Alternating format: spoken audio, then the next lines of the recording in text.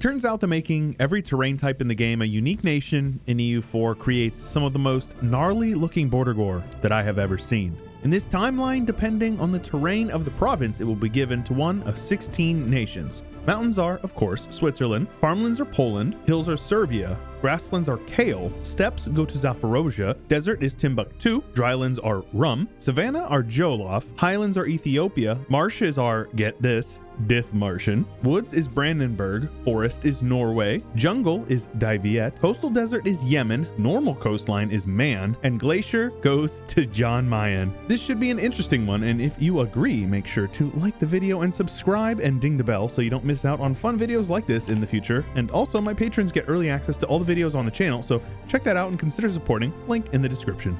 Personally, I think I'm going to be rooting for Zaporozhye, but we're going to see. I don't really imagine them doing quite well, especially when you consider that the #1 dev in the world is actually Kale, followed by Poland, and then we got Brandenburg, Serbia. After that, Switzerland, and then Daiviet, Rum, Ethiopia, followed by Jolof, then Zaporozhye with 1,000 dev, which is very respectable, followed by the Empire of Man, Timbuktu, Norway, and then Dithmarschen. Rounding out the bottom, we have Yemen, and then Jan Mayen with the Glacier Islands. And as far as the Empire goes, I actually set it to like disband the Empire, but I thought it was really funny because it kept Brandenburg as an elector, and it made Man the empire of the HRE. So we're going to keep that. Though whenever we're tagged in, it doesn't show that there is an HRE, so maybe there isn't. I really don't know. Either way, this map mode and this map mode are exactly identical, which is hilarious. Yes, there's a lot of bordergore. Yes, Vietnamese Amazonia is a thing. And yes, Swiss Cascadia exists as well. Though I imagine this stuff will get cleaned up. I could be wrong. I think we're going to see a lot of colonial nations forming, and then they'll start duking it out. Either way, you guys know the deal. We speed 5 and we unpause. And seemingly instantly, Shan is formed by Kale, and a couple of the New World nations are forming, like I'd mentioned, Vietnamese Colombia, Brazil, Rumi Brazil. And I do hope that this stuff will clean up eventually. It would be a tragedy if it just stayed this horrible bordergore for the whole time. And that goes for the old world as well. I mean, shoot, man, this bordergore is crazy. It's actually hard to look at. Now, even though these countries are massive, I did not give them any bonuses to governing capacity, so hopefully that will add a little bit of excitement to stuff. Like, these guys are going to be struggling, and hopefully that means they're going to have some breakaway states. They have already released a couple of subjects, so that should make things a little interesting. Now, we do have a very smart diplomatic play for Zaporozhye allying the illustrious Bear. Also, it's super funny, but a little small detail is that Jan Mayen's leaders' names always have something to do with a bear.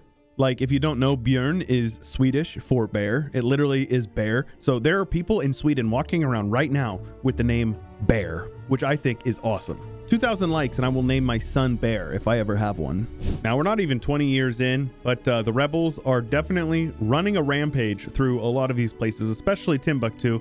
Looks like Timbuktu is actually getting crushed by rebels. Though Polish China, which I didn't think that I was ever going to be seeing in my life, is definitely getting dominated by rebels as well. Oh, and this is perfect over here. Up in Greenland, our boys of Jan Mayen are being converted to animists, which is extremely funny. And then they are also dealing with particularists. So yeah, we'll see how that goes exactly. But it doesn't look like they have enough provinces occupied. It is just so funny to click in and see this map mode and just the absolute mess that's going on here. Now, I can tell you this. I do not think by 1821 things are going to be cleaned up. I don't expect it. I think it's going to look very similar to what it does now, maybe with a couple of borders changed. Though currently certain parts of the world are controlled almost exclusively by certain alliance blocks. So I don't really know. Only time is going to tell, but I think we're going to see some pretty nasty bordergore basically all the way up until the end. But I do want to know, who are you guys rooting for? I am Team Stepbrother, but I'm curious what you guys think. 100 years in, and Zaporozhye has eaten up quite a bit of Timbuktu. They don't really stand a chance at this point, but a new face on the map here is the Mamluks, with a lot of land actually, all the way from Tripoli over into the Horn of Africa, all the way over even to Hormuz. So yeah, somehow those guys popped out and they're here, and it looks like they're not going anywhere. Likewise, Zaporozhye is actually doing pretty good consolidating the steppes out here. They've taken over quite a bit of the desert lands from Timbuktu that was out here, and they're doing good. So far, so good. And despite Shan being the #1 great power of the world, they are pretty consistently getting beat up on. I reckon it's because they have that Chinese tech, or whatever it is, and it doesn't look like they're putting up much of a good fight against a lot of the various guys from Europe. And it looks like the bear is not gonna even siege their land back from these rebels, so yeah, they may just be a complete non-factor. Things in the colonial world doesn't look a whole lot different, but you guys got to remember, I'm looking at the most disgusting border gore I've ever seen, and I'm trying to pick out the differences, but it's really hard to see differences in this stuff. Regardless, Switzerland looking extremely good out here, taking over the majority of the development in this region, and a decent chunk of land over here. I don't know how much they've actually taken, but if you look at the simple terrain map mode, you can see that they have taken over quite a bit of land, mostly desert, and it looks like a little bit of drylands as well. And from the Pripyat marches, Dithmarschen has marched forward into the farmlands over here in Poland, and they're doing okay. Dithmarschen, the Marsh Nation, hanging in there. 100 years in, Sean is still the #1 great power, with Poland in #2, followed very, very closely by Serbia, and also very closely by Switzerland. Diviet in the 5th spot, 6th is Zaporozhye, Rum in 7th, and Brandenburg in 8th. We're most likely not going to see a reformation this time around, and I'll be honest, I don't really care. I don't think it's going to affect things a whole lot, though we do have Zaporozhye and Serbia, their Orthodox brothers, allied together, probably going to be pretty helpful for them. And another 100 years in, that is another 100 years of pretty interesting border changes that we are going to have to take a look at. Brandenburg clearly has seen better days, with Serbian North Germany here competing with most of the development that Brandenburg has up here. And yes, Swiss South Germany is doing quite well. And then you take a look over here, and yeah, you see Switzerland is, Switzerland's pretty big. And of course, yes, we have to talk about the elephant in the room, the massive Ruthenia here, with definitely bigger borders than the last time we looked. Also, all the way up into the 3rd spot from 7, I believe they were last time, but it looks like Sean has fallen, and Serbia has taken over the mantle of the #1 spot. And despite all of that, Kosovo is Switzerland. I think borders in the New World are starting to clean up, but how about that Dithmarschen Brazil? With the East Coast an absolute mess, but New Dithmarschen looking pretty good, with Ruthenian Mexico, aka Texas and Oklahoma. There's still a few random provinces out here, Ethiopia, Jolof, Norway, Dithmarschen, but for the most part, it looks like these things are starting to clean up. Dare I say, starting to clean up. Sadly, the Bear Boyos are out of Greenland, and it is now Serbia. And they even kicked them out of South Georgia. All right, I should have checked before I said it. Serbia has actually tag eliminated Jan Mayen. And I didn't mention it last time because I don't know if it had happened yet, but Yemen is also gone as well. So that's 2 tags that have been eliminated from the start date. And if you're looking around, you're going to see the white is definitely getting pushed out as well. Major ones to be looking out for is Serbia, Switzerland, and Ruthenia for sure, especially since absolutism is here, and we're likely going to see some very big conquest coming soon. Also,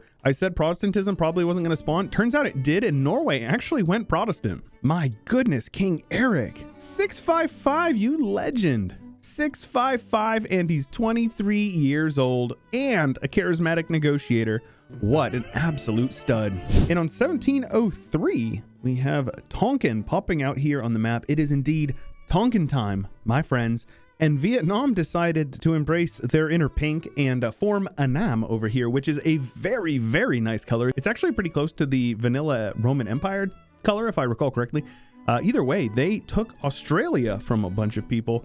They have Northern Africa, and they've got a couple of colonies over here in the New World. But the rest of the Old World is very much Switzerland and Ruthenia, with Europe very much Serbian, apparently. We've got a little over 100 years left, but I'm probably going to let it go a little bit more just to see kind of what the borders will look like. I want them to clean up a bit if we can, because this is not fun to look at. But the name placement is pretty good. Look at Poland over here in northern France. Interestingly enough, we do have our first hegemon here, almost fully stacked economic hegemon for Serbia, who is absolutely running away with it for the #1 great power, followed by over 1,000 development by Switzerland and almost another 1,000 development for Ruthenia. So yeah, the top 3 are pretty much on their own. Annam, or however that's pronounced, followed by Norway, Ethiopia, Man with almost over 1,000 development now. I'm getting excited for them.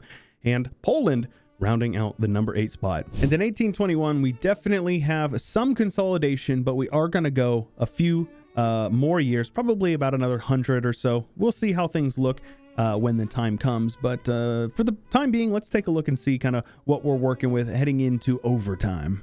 Poland still exists over here in northern France / southern England, and they didn't change anything other than that, which is hilarious. Take a look at these two unit models just standing next to each other casually. You got like a rice paddy hat and whatever this kind of cool like hold fast hat is.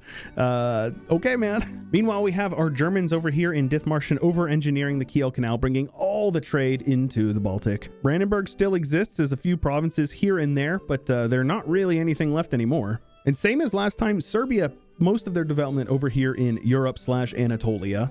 But it looks like they decided China and India were their kind of home away from home, if you will, where they set up quite a bit of development on the side there. Ethiopian Tibet, Polis Sichuan over there, and Ethiopian whatever that thing is in southern China. Very funny. And this one Swiss province over here in the Philippines surrounded by Serbians. Definitely looks like Ruthenia pushed north and pushed Norway out of the northern parts of Siberia and Russia, but Norway's still hanging on there. They're still there. They're not really in Norway anymore, but they are still doing it. Looks like the Mamluks are actually gone. I don't know where they went. They may just be gone entirely. Replaced by Ruthenian Northern Africa. Not to be confused with Anamese Northern Africa, and South Africa being split between Ruthenia and Swiss. New Zealand is a mess, and Australia is mostly Anamese, or however it's pronounced, but then there's a couple of Ruthenian, Serbian, and Ethiopian provinces as well. The Isle of Man hanging out over here in the Spice Islands, but for the most part, they're not doing too good, though they've got plenty of land over here in the Moluccas, apparently. New World did not clean up like I expected it to. Actually, it looks basically exactly the same in South America as it did last time we looked. North America, I want to say, has consolidated a bit. We have Vinland, Louisiana, and New Norway over here for Norway. New Serbia up the Appalachian Mountains, splitting New Norway in half, actually. And then New Dithmarschen down here in Florida and along the coast, with Ruthenia taking up the heartlands. The Swiss in Mexico splitting it with Serbia, but the Swiss also in California and in Alaska. Now, we do have an independent tag here. I don't know who they broke free from, but we have the West Indies. We also have Cuba, but this is a subject nation with Anamese West Indies and Serbian West Indies. And I don't even want to look at this religious map mode, if I'm being honest, because it is a mess. We've got Protestants in the north here, intermingling with Coptics and Orthodox, but there is a couple of Reformed because we have a Reformed Switzerland, which is really interesting. Poland is Catholic as well as Dithmarschen, and aside from that, there's no other Catholic tags in the game. Outside of the New World, that is. The New World, which is a mess. We got some Sunni, you got some Buddhists, you've got some Sunni and some Buddhists, and some Sunni and some Buddhists, and then lots of Catholics up here in the north with some Sunni, some Coptic, more Buddhists, Buddhists, they're everywhere. The heartland of Eurasia is still Orthodox, though, which is pretty cool, as well as China. And the Buddhists taken over most of India, Southeast Asia, and Indonesia. So let's let it run another 100 years, see how things turn out. All right, so we are actually going to be going into the future for this one. The year is 2100, and things are still pretty dang messy, but there's definitely more kind of specific borders that we can talk about. Funnily enough, I'm pretty sure South America looks almost exactly the same as it did last time I looked, and that was like 200 years ago. But there's been quite a bit of war since then, and maybe a couple of provinces have changed places, but for the most part, it's very similar. Same with the Caribbean, looking extremely similar to what it did last time, though it looks like Norway lost their Cuban subject. The Ethiopians built Panama Canal in this timeline, and it looks like Serbia actually conquered the majority of the land in the New World, taking over the entirety of the East Coast for the most part, as well as Louisiana, pushing in to Mexico, but it looks like Swiss Mexico may actually have the edge in this timeline. Ruthenia was pushed up into the north, but Swiss Alaska ended up taking some Ruthenian territory. But how about this one over here? We have the West Indies with the Aleutian Islands. You guys know the Caribbean islands of the Aleutians. Of course, yeah, we do have a Canada here who is a breakaway state of Norway, and Iceland looks completely normal when you disregard the fact that this is actually Ethiopia in control of it. Serbia is currently losing a war pretty handedly to the Swiss, but it does look like they control most of the majority over here in Europe. And I'll show you a couple of interesting things in the future. Turns out that in this timeline, Dithmarschen was just England, like Old England, the Kingdom of England. And Ruthenia was pushed even more into the north by the most massive Switzerland I have ever seen, though I guess we can't really be too surprised. Switzerland has been doing well from the very beginning. Annam over here didn't change their borders like at all, except for maybe taking some land from Shan. And Serbia and Japan going strong still. Australia and New Zealand look almost exactly the same, with man still in control of a bunch of the Spice Islands. I do have to say, I think it's pretty hilarious that Ethiopia ended up basically being the guy in Africa because, you know, Ethiopia is an African nation, but they have most of the majority over here in Northern Africa, as well as a bit over into the Horn of Africa, but they're surrounded by the Swiss on basically every direction. Also, I don't know how, but for some reason, we cannot escape these guys. The Ottomans exist in 2100. Who do you guys think finished on top? Are you guys team mountains for the Swiss, team hills for Serbia, team steppes for Ruthenia? Well, my friends, it appears that it is definitely team hills this time. Serbia overpowered, but they're about to lose a ton of development to the Swiss, but they would still probably finish considering the fact that they have like 3,500 development more than them. Either way, the Swiss still have a whopping 12,000 development, with half of that to Annam, the third power, with Ruthenia, Ethiopia, Norway, and then Canada actually in the 7th spot. Dithmarschen rounding it out with 1,600. And after they lose their war, they're going to lose this, but Serbia is the fully stacked economic hegemon, with good old Switzerland, the naval hegemon of the world. This is a great meme. The religious map mode is still an absolute mess. I don't even want to look at it, but yeah, this is what we're working with over here. Like, just look at this. Like, how do you even come up with like a pattern or anything like that? And also, this was the case before, and it is the case now. Kosovo is Switzerland. I was going to try to break down the culture map mode. I'm no longer going to try to break down the culture map mode. Though it is pretty funny, we have Turkish over here. I think that was from Rum. So yeah, tags like Rum, Yemen, Timbuktu, they were all eradicated. Diviet exists somehow with 22 development, and actually Rum does exist with 54. Less than the Ottomans. We've got a Saxony as well. Bunch of these random breakaway states. Man still rocking 828 development. That is actually impressive. And Jolof survived, funnily enough, mostly in Jolof. Definitely one of the weirder maps I've ever painted before, but if you guys enjoyed, make sure you let me know by leaving a like on the video and leave a comment below with a suggestion of something that you think you would like to see next. If you want early access to videos like this, you can check out my Patreon. My patrons get early access to the videos and they help support the channel. So check that out, linked in the description, as well as the Discord, my subreddit, and my Twitter. If you want to get involved in some of those communities, you can check those out, linked in the description. And that is all I've got for you for today. I hope you have a wonderful day. And until next time, stay chill.